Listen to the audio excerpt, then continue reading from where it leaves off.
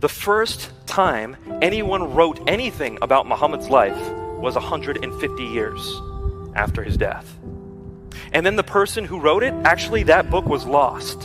And what we have is somebody else who saved portions of that book and said, I only saved a portion of this book because the rest of it I felt was just unbelievable. So the first piece of evidence we have on Muhammad's life comes much, much later than the first evidence we have on Jesus' life. And it was claimed by the person who saved it to have been unreliable. One last thing I want to close with is some people will say to me, but Nabil, the Trinity is not present in the Old Testament. This is something new that Christians came up with. I don't think so. I think when you start reading the Old Testament a bit more carefully, now through the lens of clarity that we have from the New Testament, you start seeing it in the Old Testament. And people might say, where? Where did we start seeing the Trinity in the Old Testament?